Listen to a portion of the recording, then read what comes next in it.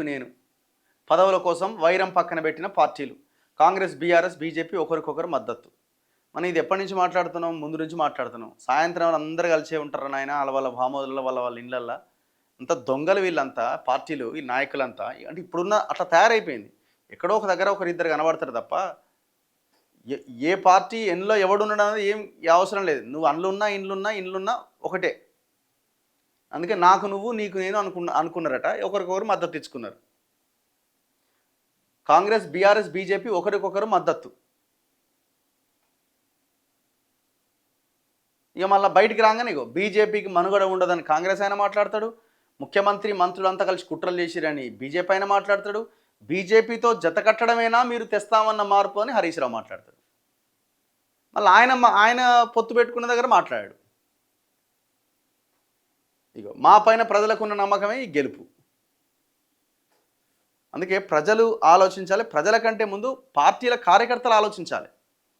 ఇవాళ మీ పార్టీల నాయకులు వాళ్ళ లైన్ ఏంది అన్నది ఆలోచించండి. పైసలు, పదవి, ఇది తప్ప ఇంకా వేరే ఆలోచన ఏమైనా ఉందా?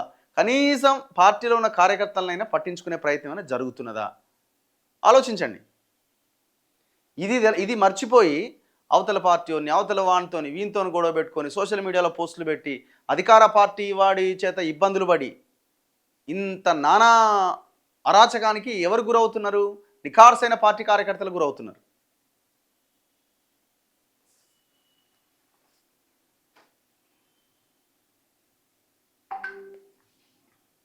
ఇగో ఒకే వాహనంలో వచ్చిన బీఆర్ఎస్ ఎమ్మెల్యే, బీజేపీ ఎంపీ.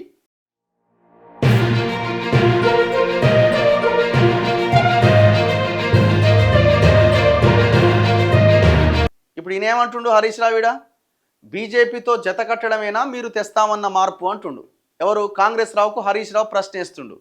మరి ఈడేం చేసిండు? మీ ఎమ్మెల్యే ఒకే వాహనంలో వచ్చిన BRS MLA, BJP MP. Isnapur పురపాలక సంఘం అధ్యక్ష, ఉపాధ్యక్ష ఎన్నికకు పటాన్చెరు ఎమ్మెల్యే గూడెం మహిపాల్ రెడ్డి, మెదక్ ఎంపీ రఘునందన్ రావు ఒకే వాహనంలో వచ్చారు. స్థానిక పురపాలిక పరిధిలో బీజేపీ నేత, Medak MP Raghunandan Rao ex officio సభ్యుడిగా ఓటు నమోదు చేసుకున్నారు. మున్సిపాలిటీలోని 26 వార్డుల్లో బీఆర్ఎస్ 12 గెలిచింది, కాంగ్రెస్ 10 గెలిచింది, ఇండిపెండెంట్లు 4 స్థానాల్లో గెలిచారు. ఇండిపెండెంట్ అభ్యర్థి ఒకరు బీఆర్ఎస్కు మద్దతు పలికారు. సోమవారం లక్కడారంలో నిర్వహించిన చైర్పర్సన్, వైస్ చైర్పర్సన్ ఎన్నికకు ఎక్స్ అఫీషియో సభ్యులుగా ఎంపీ, ఎమ్మెల్యే ఒకే వాహనంలో వచ్చి బీఆర్ఎస్ చైర్పర్సన్ అభ్యర్థి సుమలతకు ఓటేశారు. ఇద్దరు ఒకే వాహనంలో రావడం, ఎంపీ బీఆర్ఎస్కు ఓటేయడం చర్చనీయాంశంగా మారింది. ఇంతవరకు ఆ ఎంపీ గారు మరి ఏం స్టేట్మెంట్ అయితే ఇవ్వలే. మరి ఇది ఎక్కడ ఐడియాలజీ? ఇది పొద్దున్న లేస్తే తిడతారు కదా వీళ్ళు వాళ్ళని, వాళ్ళు వీళ్ళని. దానికి బీజేపీ అధ్యక్షుడు ఏమంటాడంటే ఓటు ఉంది కదా, ఎవరెవరికి వేయాలి కదా అంటే ఇట్లా కూడా వేస్తారా? ఎవరెవరికి వేయాలని చెప్పి మీ పార్టీ వాళ్ళు ఇతర ఇంకో పార్టీ వాళ్ళకు కూడా వేసే సంప్రదాయం ఉందా? పోనీ ఇది ఏమైనా పార్టీ సింబల్ మీద కాకుండా జరిగిన ఎలక్షనా? అట్లా కూడా కాదు కదా, పార్టీ సింబల్ మీద జరిగిన ఎలక్షన్ కదా.